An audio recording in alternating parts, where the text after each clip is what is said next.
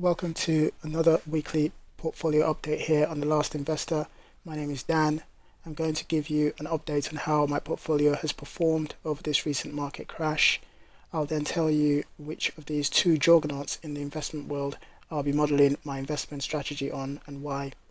Also, make sure you stick around to the end of the video and I'll tell you what I've learned from the market crash and what I plan to do to my portfolio to get it in line with my newfound strategy. But first, if you're new to this channel, thanks for taking the time out to join me. Please subscribe to the channel, and if you like the content, please leave a comment and like the video. And a big thank you to all those who are already subscribed.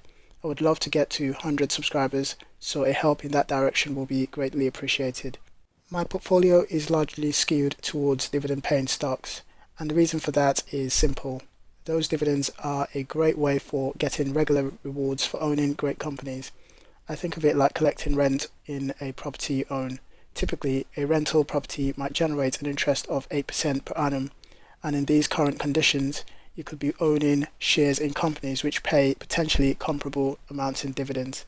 However, more recently, I've started to add non-dividend stocks to my portfolio, and I'll explain why a little later. Rio Tinto is the largest stock in my portfolio. For those who follow my channel, they will know how much I rate Rio Tinto as a company. I still think this is a great company with great fundamentals, and nothing that has happened in this market crash has changed my mind about that. The current value of my shares in Rio Tinto is £1,372. It is currently down by 7%. Nevertheless, this is a stock that I would like to add some more shares to. However, at this moment in time, it currently makes up 17% of my portfolio, which is well above the percentage share I plan to own in any one company. My goal is to hold no more than 10% in any given stock. The next stock in my portfolio is Crispr Therapeutics, and Crispr Therapeutics is the second largest stock in my portfolio. I plan to own this stock for a very long time, and it's now one of my very favorite stocks at the moment. I have invested approximately £1,362 in the stock, and it is up by 26%. I plan to own this stock long term as I believe this stock has a great potential for future growth. Just like my shares in Rio Tinto, it is one of my largest holdings and I'm a big fan of the company. I would like to buy more shares, but it currently makes up 17% of my portfolio, which is well above the percentage share I plan to own in any one company. But hopefully in time I'll be adding some more shares.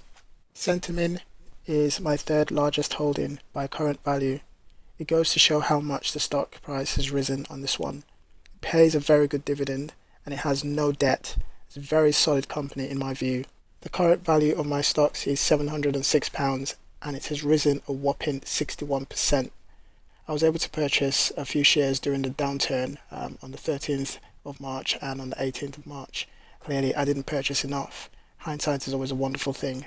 My fourth stock is Trig, the renewable infrastructure group. Again, my conviction with this stock remains very strong. Renewable energy is the future, and companies that are based in this field are building on really solid ground in my opinion. That's why I'm going to be purchasing more shares in Trig.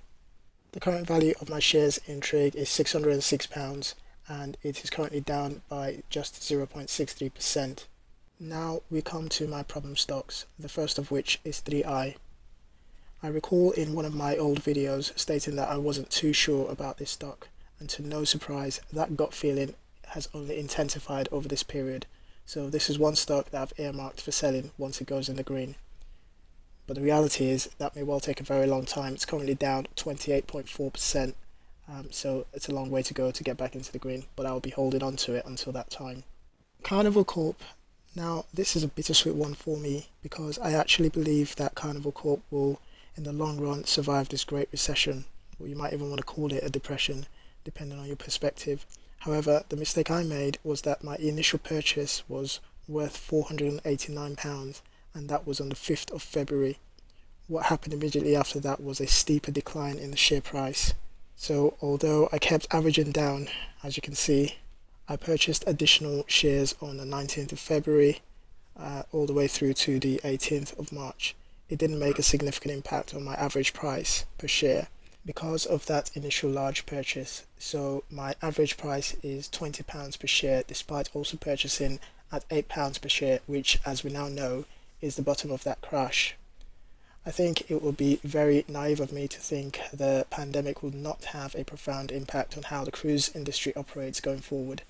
At the height of the pandemic, Carnival Corp cruise ships proved to be a petri dish for spreading the virus amongst its passengers. So that is something that the industry will have to contend with going forward, especially whilst the vaccine remains elusive. But they are currently reporting strong demand in cruise bookings into next year. They are looking to restart cruises in the summer, and I think this is one to keep an eye on. So for now, I will remain cautious and will want to see how they recover. I have always said that when investing, you need to look at the fundamentals, and if those fundamentals change, you have to reevaluate whether your investment remains safe. If it isn't, then you need to cut your losses. I don't think we're there yet with Carnival, but I will be keeping a very close eye on that one. Aviva, in my view, is still a safe purchase, but the dividend apparently isn't safe. They've pulled their dividend due to government pressure, but not because of any fundamental or financial difficulties, unlike many other stocks. So I will be dollar cost averaging my way into this stock for the future.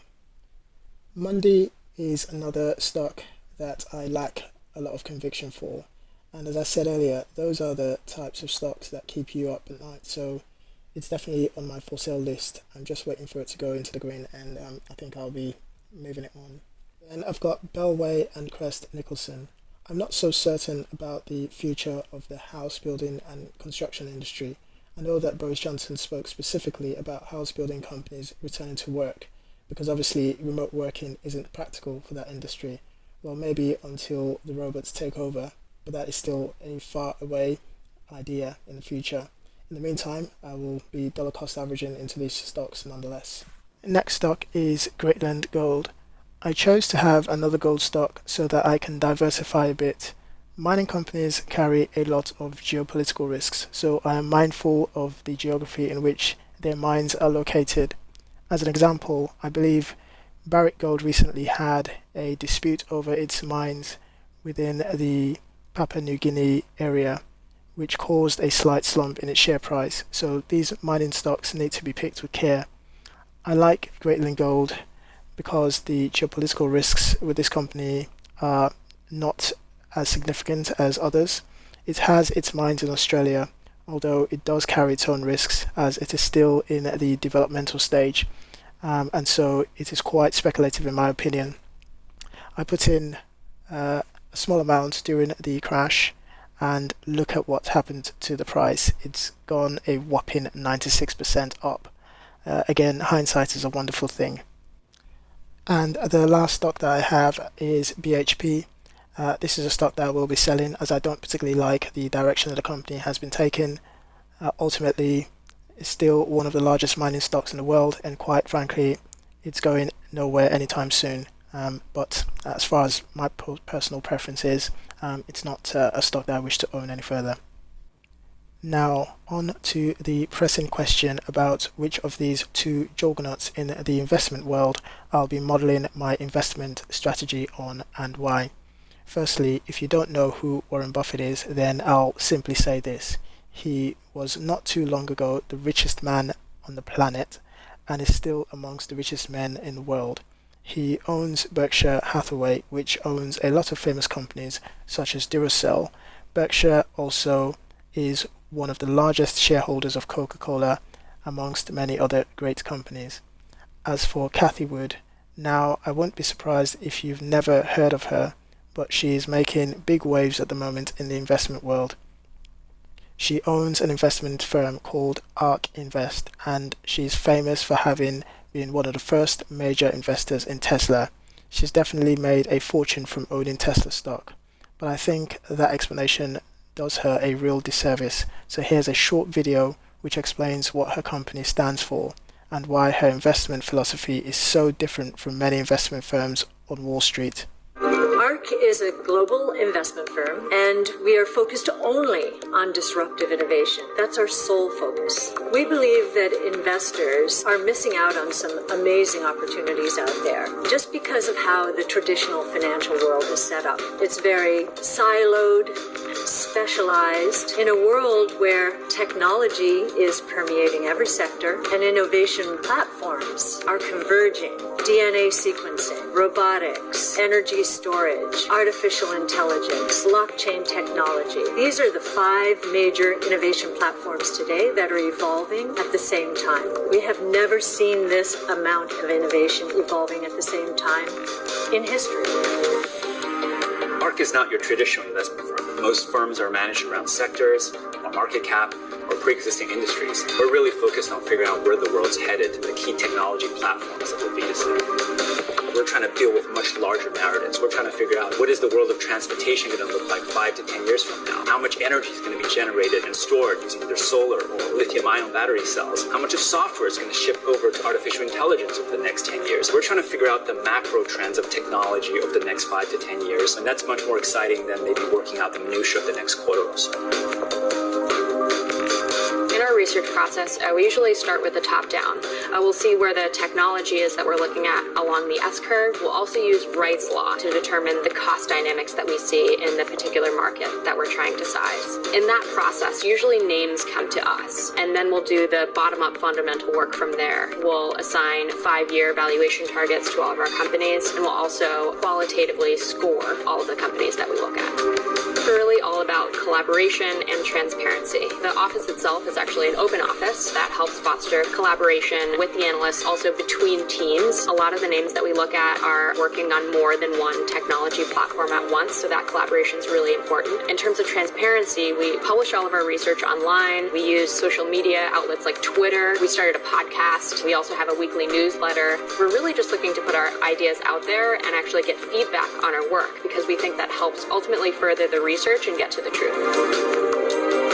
Traditional investment firms are having trouble, we believe, understanding the magnitude of the innovations that are taking place today. Investment firms that are not set up appropriately to analyze and research and invest in disruptive innovation are going to be depriving investors of some of the biggest opportunities of our lifetime.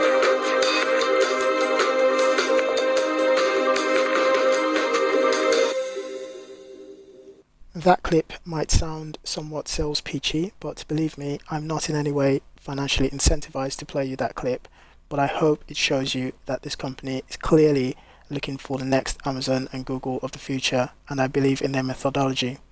So the real question is, which of these 2 investment juggernauts will I be modeling my portfolio on? Will it be Warren Buffett or will it be Cathie Wood? And the answer is both of them. Absolutely both of them. That leads me nicely to why I'm now changing my investment philosophy. Well, I'm not changing my philosophy by that much. I still strongly believe in dividend investing, which means investing in companies that pay dividends. I still believe in picking companies with sound fundamentals, i.e. strong balance sheet, good revenue, strong business, and a competitive edge. So what has changed? Well, a lot has changed. I believe we are in the middle of a significant technological revolution, similar to when the automobile came along and made horse and carriages redundant as a form of mass transportation. I think people misunderstand how these changes occur. They don't happen overnight. It's usually a very slow but steady process, but by the time we get there, it's too late for many people to jump on board. That is a philosophy that both Buffett and Wood follow, and I plan to do just that with my portfolio. So rather than limiting myself to dividend-only stocks, I'll be investing in companies which I think could fundamentally change our way of life in the future. And some of these companies are making major technological breakthroughs right now. For example, huge progress has been made in understanding the human gene. Companies like Illumina have created devices that have made it easier, faster, and cheaper for us to map out a human gene. And this is something that once cost millions to do, but now it is only a fraction of that cost. Other companies are helping everyday people to gain access to mapping those genes, whilst others have made huge progress in editing genes, such as with Crispr Therapeutics. Then you have other technologies like AI, which impacts on everything we do. The videos we watch on most social media platforms are AI driven, and then there are the obvious ones like the self-driving AI technologies in cars like Tesla and many, many more. For that reason, I will be looking out for more stocks that have disruptive potential, and for those stocks I'll be asking myself the following: are they likely to fundamentally change the way we live in the future? Are they likely to gain mass adoption? Have they been successful in executing the technology?